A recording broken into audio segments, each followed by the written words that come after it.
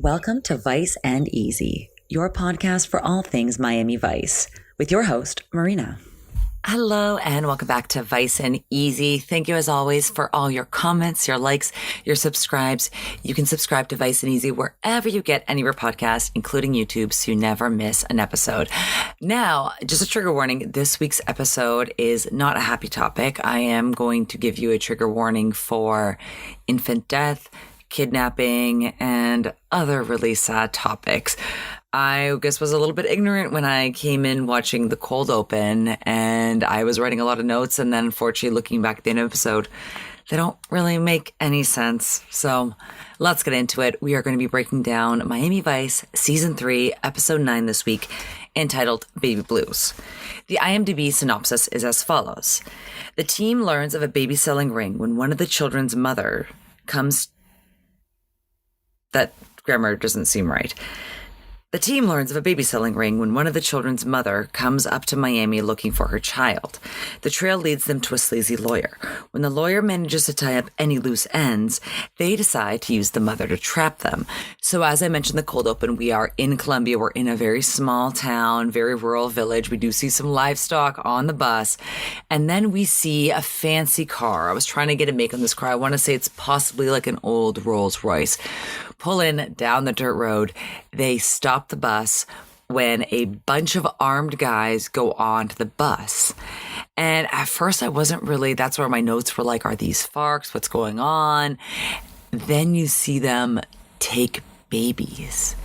You see them ripping babies out of the mother's arms. And we see one mother who, in Michael Mann casting, we've already seen her as Florence in Florence, Italy, real name Marilyn Romero.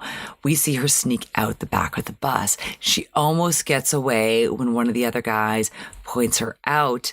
And unfortunately, a guy comes, shoves her, takes the baby, and as she tries to take her baby back from this guy, he backhands her and knocks her out. Then we get a really unsettling conversation about what's going on in this next clip. Hey, this one's good. Oh, hello, sweetheart. Hello. You want to be a rich kid? Get a Porsche for your 16th birthday? This one's good, too. Yeah. Oh, you have a very stupid mommy. You're not going to Miami. You're way too homely. Give this one back to its mother. Now, I don't think I screenshotted this homely baby, supposedly homely baby. The baby was not that ugly. I've seen far worse. Sorry, not to make light of this whole topic, but yes, there are much uglier babies that you'll see posted all over Instagram and Facebook, and then you kind of have to awkwardly be like, oh, congratulations. However, how does Vice come into play with this? What does Vice have anything to do with this? So we are back in kind of the Everglades. It's not really the Everglades, but it's supposed to look like the Everglades. Actually, the airstrip at Opaloka. I am not pronouncing that correctly. I do apologize. They are waiting for a shipment to come in. Now, they have no idea what's in it. But obviously, why would you ship something to the Everglades and have that be the drop-off spot if it was something legit? Right, Crockett? Thanks. We got nothing better to do. All contrary. Anyway, we're not even sure what these guys are hauling. Well, if they're landing out here, you can bet it ain't Sunday school books, Zito. And as they've been waiting for so long, this small plane finally arrives. We see the back door open. We see somebody walk out, naturally armed. When Vice calls out, shouts out who they are, naturally a shootout occurs.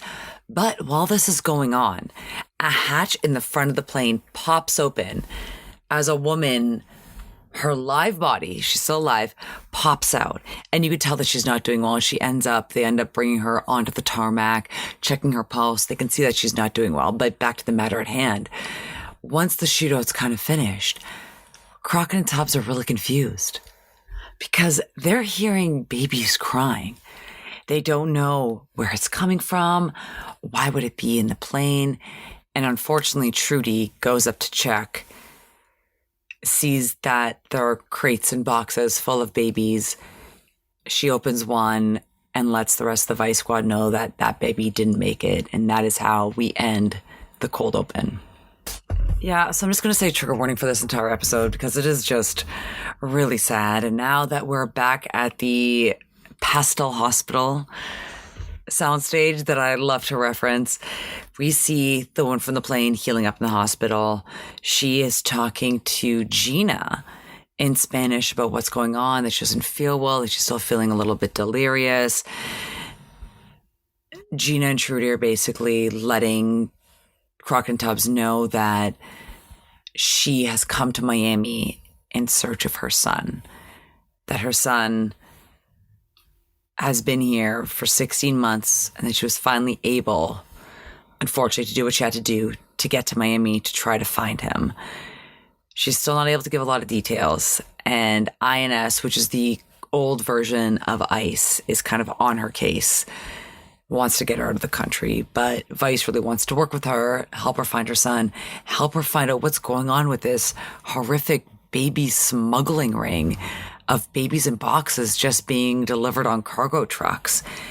And Gina, Trudy, and the doctor are kind of able to translate back and forth, basically asking her for any identifying marks on the body, anything that they would be able to pinpoint, to go through old adoption files, go through old medical records. She does mention he has kind of like a red raised birthmark, quite big on his left shoulder, that would identify him. And the doctor does agree that this kind of information would be found in a medical history.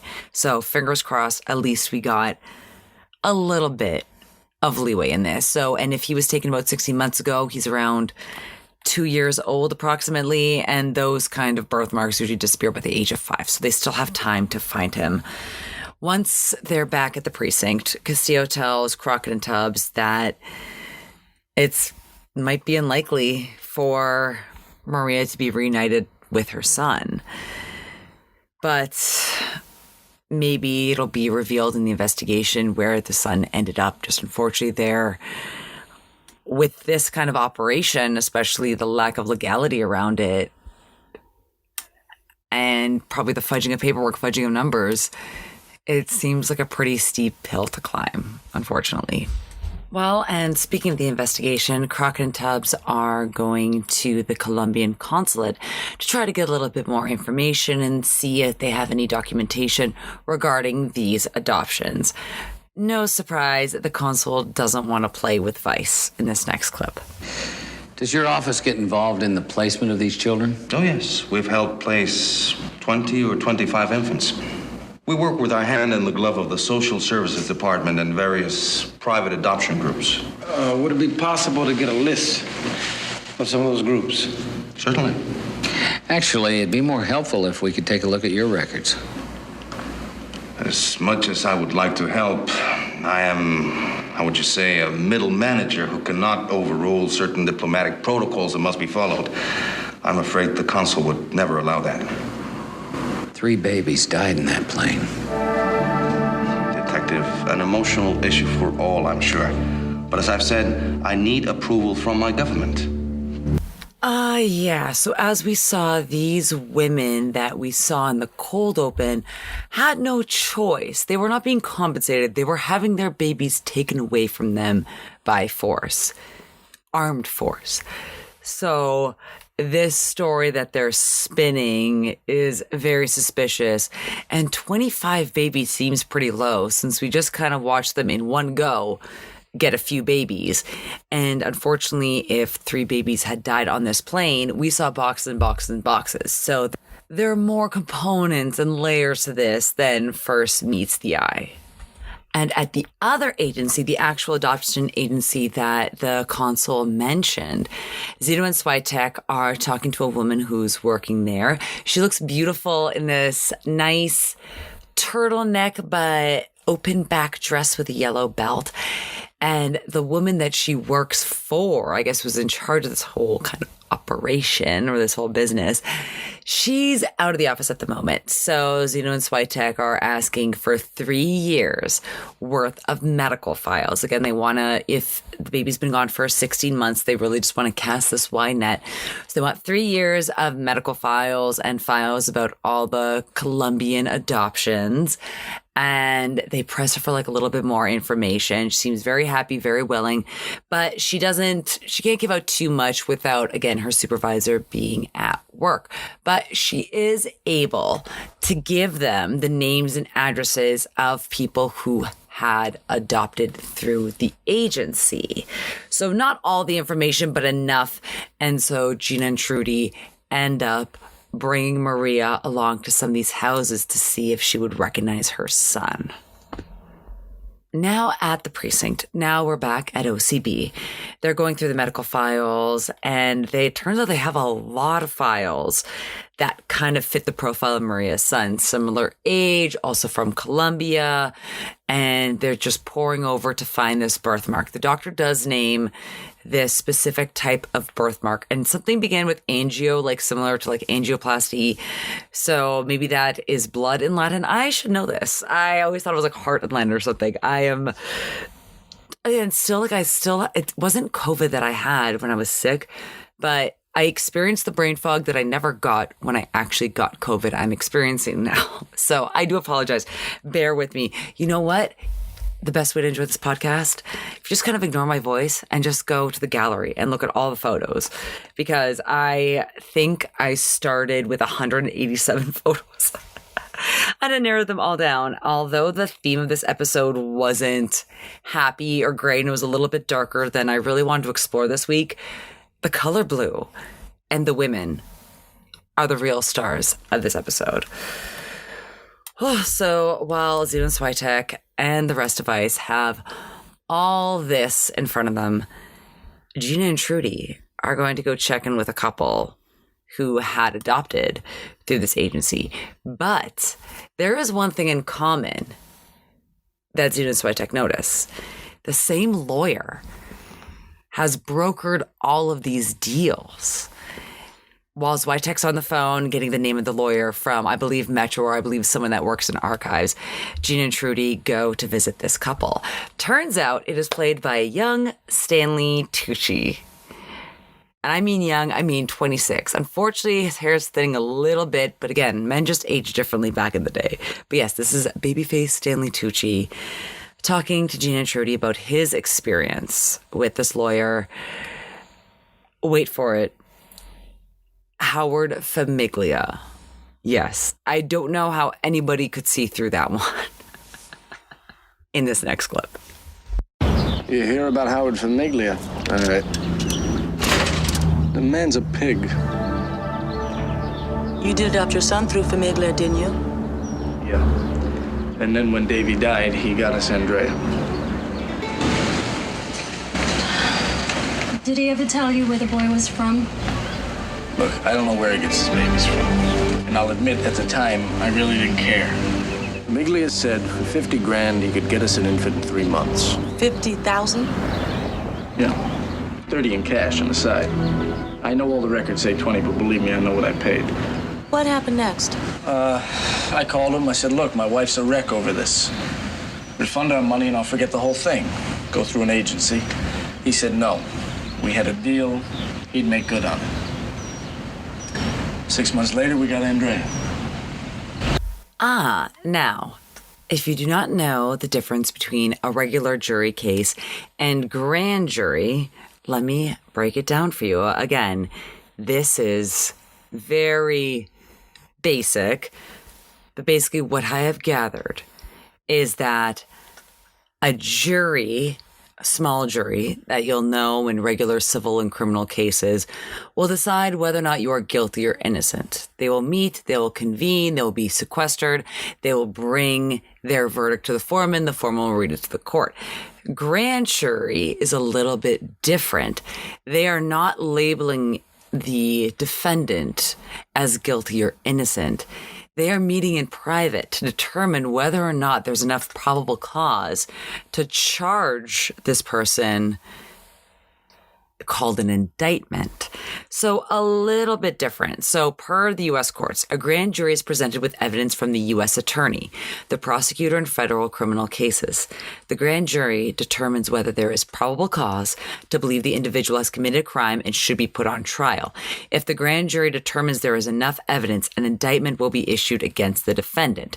And the grand jury usually consists of 16 to 23 people. Grand jury proceedings are not open to the public. Defendants and their attorneys do not have the right to appear before the grand jury. So a little bit of an interesting difference there. So I just wanted to point that out, that this is what will lead to a trial. But it is not something that you kind of hear every day. And you know that those charges might be a little bit more serious, brought to a grand jury rather than just brought to a regular jury trial. Whew. So again, unfortunately, if we're being morose and macabre, we are at deceased baby number 5. 6. This is a really sad episode, but we get young Stanley Tucci in this.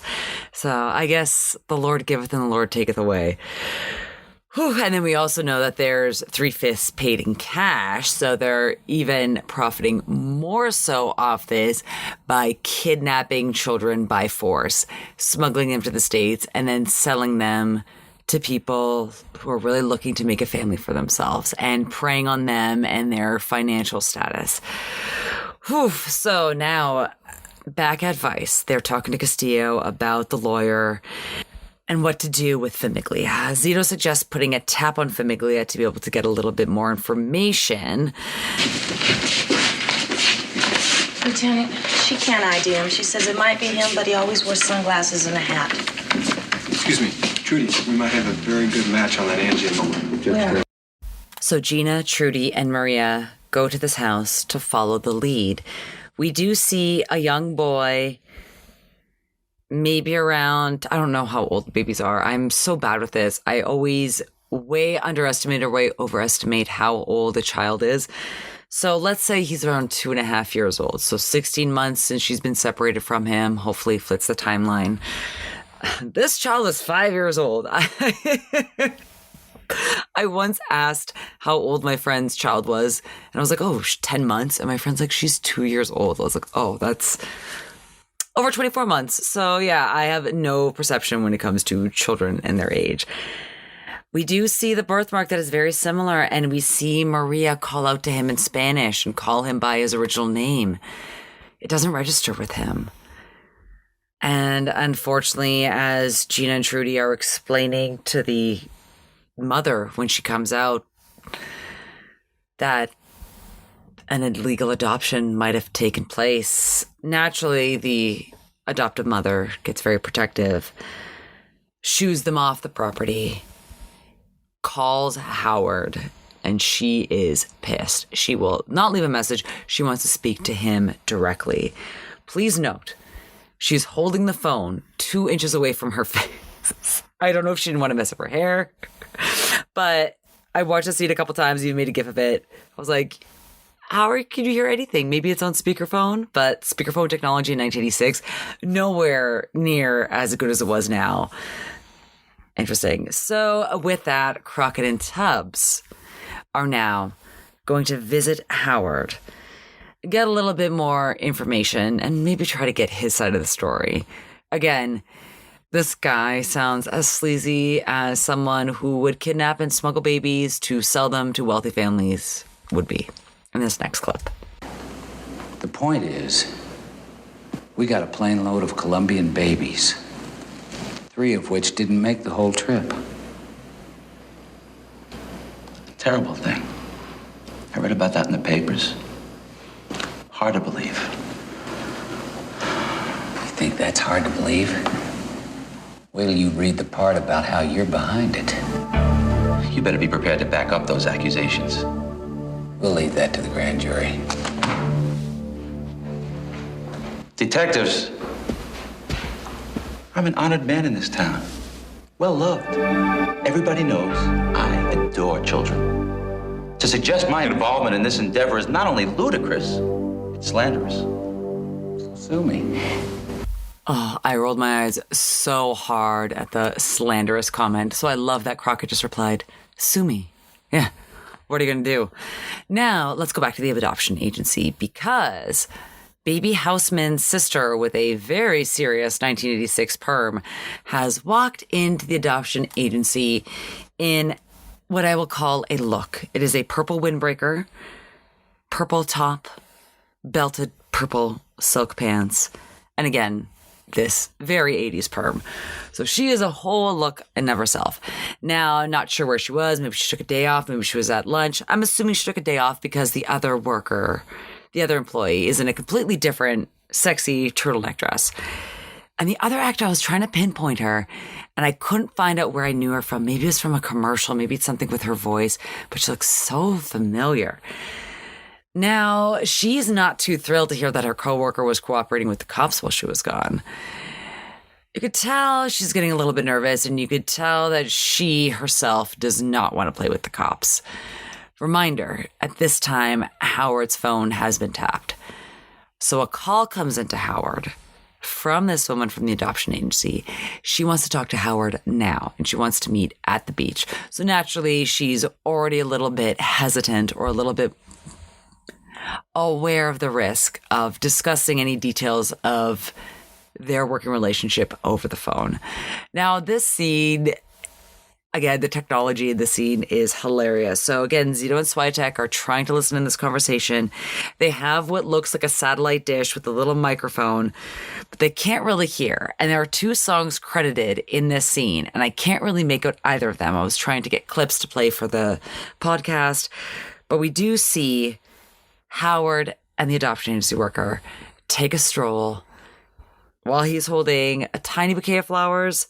They're both in full suits and everyone else is in bathing suits, which I find very funny. They must have been very toasty because this episode was filmed the end of July, beginning in August, which South of Florida is not a fun time, especially in a suit. So they must have been sweating their balls off and they must have been smelling horrific in these polyester suits.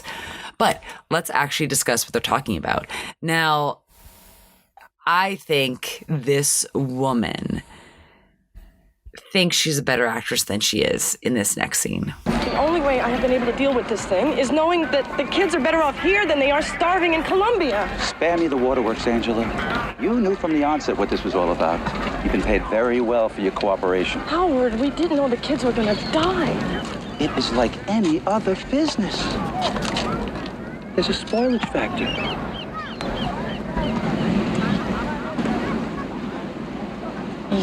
You're sick. Just stay away from me. No, you just listen to me, baby. You are going to keep your mouth shut because you're tied to the mast with me on this one. They have nothing on me unless one of the parents is willing to come forward and testify. And I'm taking care of that. It's being handled. Yeah, and when he says that this is being handled, unfortunately, he is not kidding about that. We see a cute little baby rocking back and forth in its swing outdoors, kind of like one of those old school plastic swings, while the mother is gardening. The mother hears either a phone call or someone at the door, steps inside, says she'll be right back. As she leaves, a gentleman pops out from the bushes. Mullet, kind of curly mullet, kind of like worn out suit. And we see him get close to the baby and look at the baby. By the time the mother comes out, a note has been taped to the baby's chest that says, "Mommy, please don't testify." And this is Stanley Tucci character's wife. And that's his new baby after his previous baby that he adopted through Howard Famiglia passed away. They don't explain any of the causes and was basically replaced by this guarantee baby. So naturally she's freaking out. And then when Gina and Trudy go visit and ask him why he hasn't returned any of the district attorney's calls, naturally he is definitely 100% changing his mind on testifying. And I do not blame him at all. This is the second child and he's not about to lose another child. Gina and Trudy try to lay it on thick, but he's not having it. Disregard. I thought I had a clip, but basically he is telling them that he's not testifying in a way that's not outright saying that he was threatened. He was saying he had changed his mind, that his memory is really bad. He doesn't want to put himself out on the line, but he's making it obvious enough to Gina and Trudy if that's what's going on. I don't really like how Judy's like, as a witness to a crime, you have to testify. Because again, as we've seen with many episodes of Miami Vice, it sometimes costs you your life to testify. And there are certain cases, I've definitely testified before. I know I've always said that I'm historically not a snitch, but when it comes to certain things, I will snitch, as long as I know that my safety is not compromised. So I 100% agree with him on this, and I don't think we should be pressuring people to testify. But unfortunately, it's very hard because people's hands are tied, and law enforcement officers' hands are tied when people can't testify, and criminals know this. So unfortunately, it's just a really bad cycle that, when it's abused, is really hard to break out of. Well, back at the precinct, the Vice Squad's saying that, now they have one less witness who is not willing to testify in front of a grand jury. And Crockett hypothesizes that Famiglia didn't directly, but basically threaten the baby, and Gina nods in agreement. Both wearing different shades of blue and both looking like $1 million, I must say. Well, back at the adoption agency, Crockett and Tubbs go to, I totally forgot her name already, Angela. There it is. Go talk to Angela about their history of Colombian adoptions and so forth. Remember, she's just talked to Howard in that beach scene where Zito and Switek weren't able to get perfect security on it, surveillance on it. I do apologize. Crockett and Tubbs, they're smart and they know what Angela's up to in this next clip. I've been advised not to answer any questions until I see a lawyer. Isn't that funny? I knew you were going to say that. What is that? A subpoena. You've been served. You've been scheduled to appear in front of the grand jury a week from Tuesday. And don't even think about not showing up. Now, rewinding a little bit, because I totally forgot to mention this. After Howard and Angela have their talk on the beach, Howard records a note to himself to have Angela's activities logged, basically for her to be followed in order to make sure that she doesn't snitch. So after she is served in her office at her place of work, we see our baby threatener. It is literally in my notes as guy who put note on baby. Walk to payphone and make a call. Naturally, 100% I'm believing that he's making the call to Howard. Now, speaking of Howard, what is Howard up to? Howard is very much enjoying the excess of the 80s in a purple suit and a gold textured pattern tie. Now, the purple suit is covering a silk, like electric blue silk shirt while he's talking with the consul that Crockett and Tubbs were talking to at this restaurant with glass blocks, with neon lights, with flower petals or like the bodies of a flower, the tops of the flower, in a bowl of water, with a shrimp cocktail, with a gravy boat, with a fake palm tree in the background. I cannot get over how much I love the decor of this restaurant. Now, Howard's getting a little bit more nervous, hearing words like grand jury, having Angela being subpoenaed. He's getting a little bit nervous, and he really wants to use the consul's diplomatic privileges at his behest. Surprise, surprise, it's not going to work out that way. I just need a small favor from you. What kind of favor? You're well aware that you have diplomatic immunity in these matters, yes? A trip to Washington tomorrow. A speech on the embarrassing nature of this case for your government could secure a letter of rejection of prosecution for your partner. Moi. No, Howard. I'm out. If the consul were to find out about my involvement in this, I'd be finished. Now, surprise, surprise, Howard is not going to take this well. He is menacingly dabbing a napkin on both sides of his mouth as the consul explains that he doesn't want to deal with this anymore, that he's going to have to basically buy an appointment in another country, and that he's going back to Bogota tomorrow. All very convenient. In the next scene, we see Howard cruising down the block in his car, tells the goon in the bed, and we don't know what that means. Then we see the goon, the baby threatener, the baby note guy, open the trunk of this car to find the console tied up with his mouth taped. Then we see Angela at her apartment. Great color scheme, by the way, because you have these dark blue curtains in the back with like a yellow towel that she's wearing. She's clearly just fresh out of the shower. And we hear that someone is ringing her bell, her doorbell, or her intercom, or whatever she has at the time. We don't see what happens next, but we've seen the gun and the console and the words in the bed. And we saw the goon start to attach the silencer to the gun. We saw Angela get out of the shower. The next scene, Crockett and Tubbs are called to the apartment building for what the detective on the scene thinks is a murder-suicide. Crockett puts that into question pretty quickly. But again, the evidence doesn't point to Howard Famiglia or any of his goons. Interesting. You know, if you ask me, these two people just made your case. If I was you, I'd go home right now and have myself a beer. It's too neat. What? He says it's a homicide. What are you trying to tell me, that I can't read a crime scene? No, I'm just saying it's too convenient. Someone's trying to plug up the holes. I honestly don't blame the guy if someone was double questioning my work and had this new theory. I'm like, great, you test it, not my problem. So, surprise, surprise, they go back to OCB, explain to Castillo that this all seems a little bit too suspicious, especially with, there's another point you can see on the gallery. I need to open this up on my desktop and not on my iPad because I'm able to zoom in better on the laptop and see the actual text in the newspaper as opposed to on my iPad where it's all a little bit blurry. But basically, Crockett and Tubbs are talking to Castillo that they want to get another set of prints and redust. And right as they're talking about redusting, looking for the third-party prints, they get a call. Crockett answers the call. They go back to the scene where luckily they were able to find prints off the door. Once Crockett's back at OCB, runs them through the system, they find out they belong to a gentleman named Hector Borges, who has 3 drug-related priors, who has a revoked and then reinstated green card within the past couple of years. Surprise, surprise, he is currently working at the firm where Famiglia is a partner. He is employed as his chauffeur. Now everything makes sense, and now they have a little bit more to go on.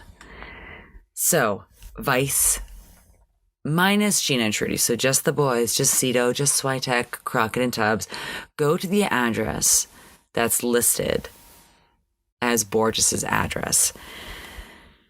There are people outside hanging out, kids playing around. They tell them to get lost. Crockett actually speaks a little bit of Spanish. Let me see if I have this clip, but he tells these kids to vete, which not really proper because that's like to one person, but whatever. Let's give Crockett props for actually learning Spanish because as we've seen with this episode, every other person on Vice speaks Spanish. We don't know what's Zeno and Switek, but out of the main 4, or I guess 5, including Castillo, 4 out of 5. 80%, except for Crockett. So let's give him credit for at least learning one phrase. As they go, case with the apartment, knock on the door, try to see if he's home. Once Crockett and Tubbs get a little bit closer to the door, again, Zeno and Switek are on the back. It's unlocked. They push in the door. They keep searching and searching and searching. Tubbs opens up the closet.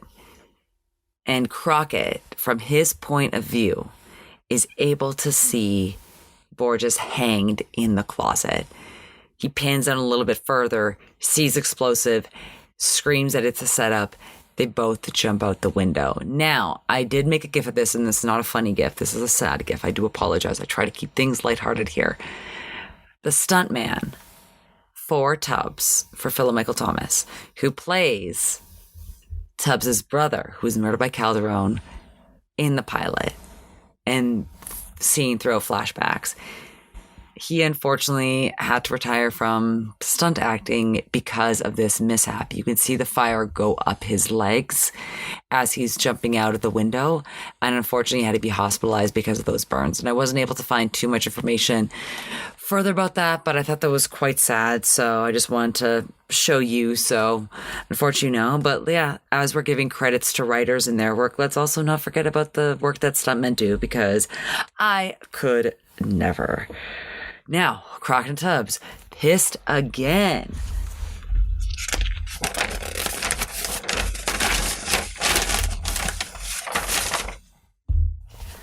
Crockett and Tubbs, once again, are pissed back at OCB, back at the precinct, because they don't have anything solid to pin on Famiglia, according to Castillo.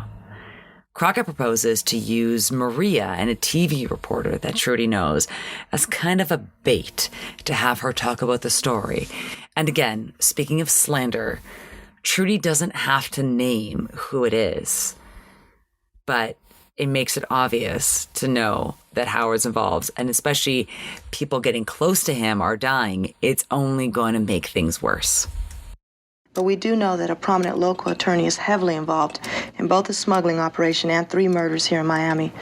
Miss Escobar is an eyewitness to the attorney's involvement and will so testify to the grand jury. And so, this young mother, who braved death to try to get her baby back, is now under heavy police protection at St. Anne's, waiting to tell her story to a Dade County grand jury. Back to you, Ken. Thank you, Robin. A heart-wrenching story from St. Anne's tonight. Now, you can kind of hear that tonal shift, right? Like, am I crazy? You can kind of hear as the reporter's voice is kind of quiet in the background, and as that kind of high anxiety score rises a little bit in volume, you can tell that we're closing up on someone's face. And as you can see in the gallery, that face is a very pissed off Howard Famiglia in that same blue silk shirt. Now, once again, the news reporter gave out where she is. She's at St. Anne's Hospital, that she's under heavy police protection. But in a surprise to nobody, we see Howard waltzing through the hospital. But we also get treated to Zito as a doctor, Trudy as a nurse. Switek's just kind of doing a little bit of hanging around. He's not in uniform. He's not dressed up as anything. And then we just see a regular Metro cop outside of the room. We do see Howard walking through the hospital. Zito spots him, goes to the elevator, takes it up with him, lets him know that he's going to floor 4, where they're keeping Maria Escobar. Howard sees the vice cops in costume. He sees the Metro officer. So even if he wasn't able to determine that the nurse and the doctor he's looking at are cops, he sees the cops sitting outside the room. Now, Zwitek kind of makes up some excuse like, oh, wrong floor, blah, blah, blah. They go up one more floor to 5. Howard walks out again. One of the admins knows him, is happy to see him. We see him walk into a seminar for unwed mothers titled Adoption, a Loving Alternative. Tonight's speaker, Howard Famiglia. Zwitek kind of pops his head in to see what's going on. This is a little bit strange, right?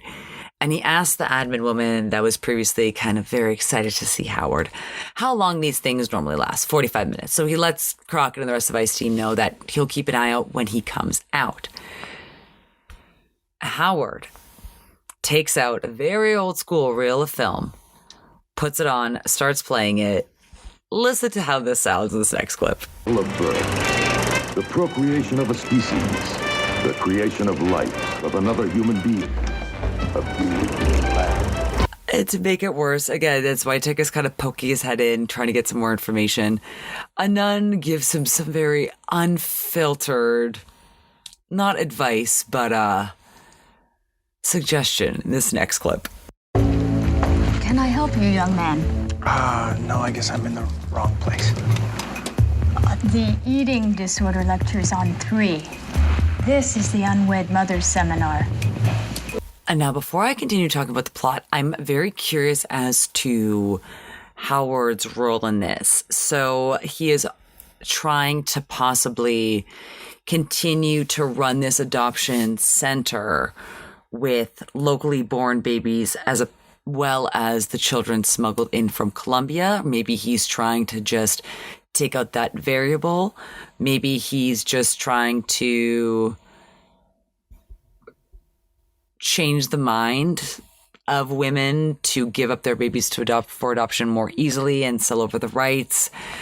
Yeah, so it's very sticky. Obviously, this is a very, icky situation that we're in, but it's going to get ickier. So again, Switek is waiting outside, waiting for Howard to come out to finish his seminar for the unwed mothers.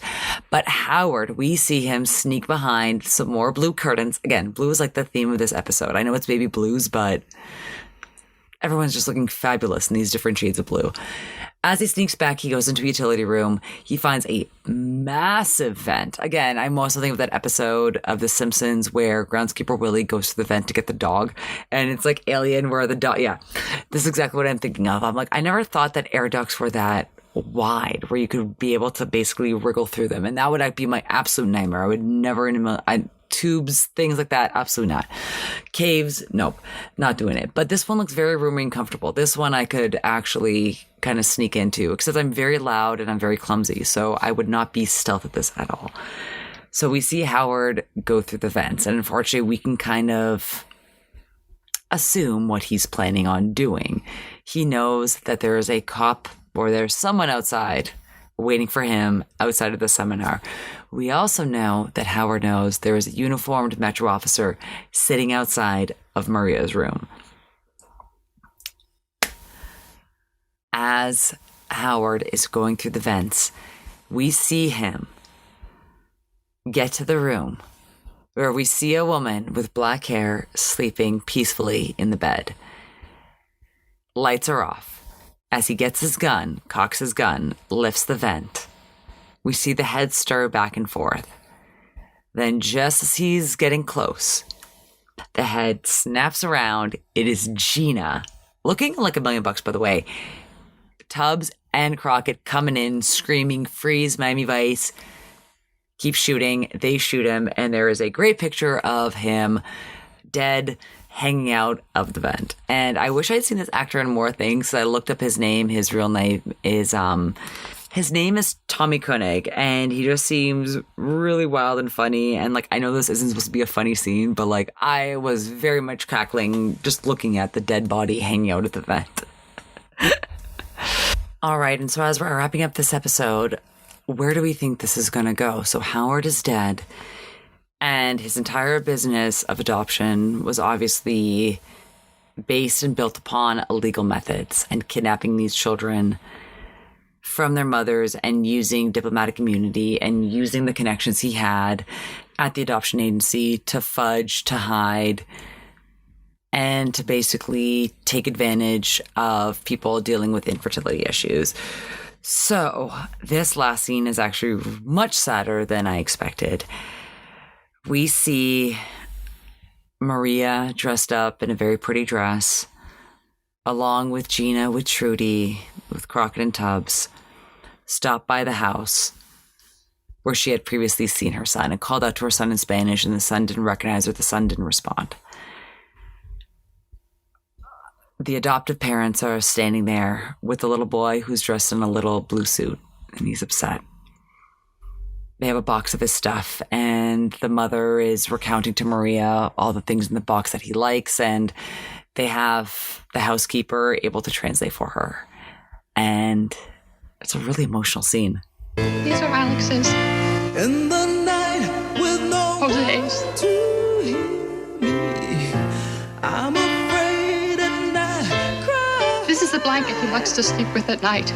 Seasons change. He says it protects him from the rain men. And there's just more communication of the adoptive mom telling him about what they talked about with his new mom, and she's explained to Maria how much she loved the shoes. It's a very, very, very emotional scene.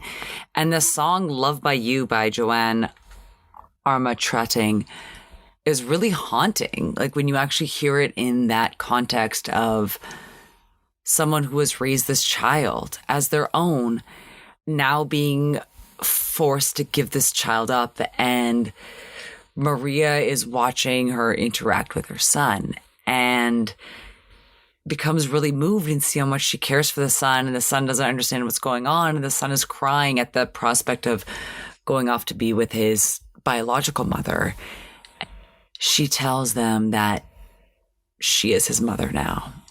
And she says, good. Ella es tu madre ahora. Alex is ours. And it's a really sad ending to the scene. We have, like I said, Tubbs is there, Trudy's there, Gina's there, all in kind of different shades of black. Crockett's in like a lighter shade of gray. I want to say maybe also Tubbs is in kind of like a darker shade of gray as well, like a slate gray. And Maria, who again is in this very colorful dress, who brought this toy for her son, ends up giving the toy to the son and the adoptive mother, and then runs back to the Border Patrol van crying as they pack up and go. And that is the end of the episode. Whew, yeah, it's a little emotional, but let's have some fun. Let's talk some fashion. I think this is a first. I have no best dressed men because I had so many best dressed women to choose from. And naturally, our winner, who is the cover princess of my Imager page, is going to be Trudy in the blue crop top and blue skirt as she's going on TV with the big gold hoop earrings.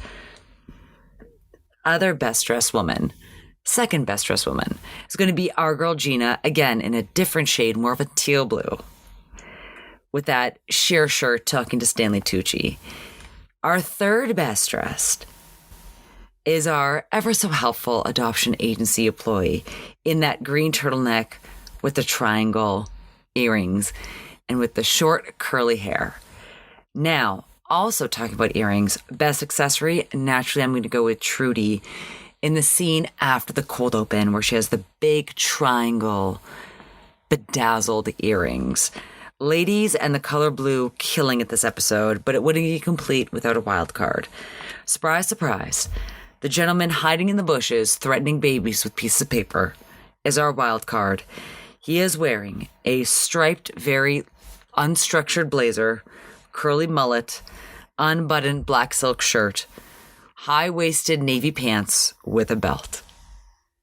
How could that not be your wild card? Now for music. Like I said, the two songs Move and Groove by Reds and the Boys and Stop and Think by Michelle Goulet. I had no idea where they were in the episode. Then I made a boo-boo. I have a clip of Hanging by a Thread by Mike and the Mechanics right now. That was playing before the bomb scene went off at the apartment where we saw Hector hanged in the closet. But this was a song playing in the background by Mike and the Mechanics.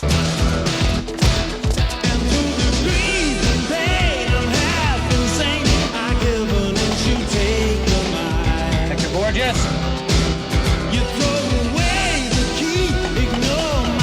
Hector Gorgeous. Now it was hard because the songs thematically, Love by You by Joan Armatrading, I'm so sorry, I don't know how to pronounce it properly. The lyrics were so haunting in how they were basically kind of showcasing this conflict of loving someone that is yours, but that you know that the relationship is so much stronger with another person and it's not your fault. There was nothing you could have done. I can't even imagine having a child kidnapped from me, raised by someone else, and then trying to take that child back. And the child hasn't grown up with you, doesn't remember you, doesn't speak the same language you do. It's a completely different personality than what was taken from you. So I can't imagine that. I know, I'm so sorry this episode is ending on such a depressing note, but let's hope that there's a little bit more fun stuff, a little bit more fluff in season 3. I will say I do want to thank the color blue for this episode for giving us such great styles for an episode that also includes the name Blue in the title, but in a much different way. Thank you for listening, for subscribing, for liking, for sharing, for commenting, for checking me out on YouTube, for leaving 5-star reviews on Apple Podcast, for everything you do. Thank you for following me. Thank you for all the lovely emails, messages. I do reach each and every single one. Thank you so much for listening to Vice and Easy, and I will see you next week. Hey man, Miami Vice is #1 new show.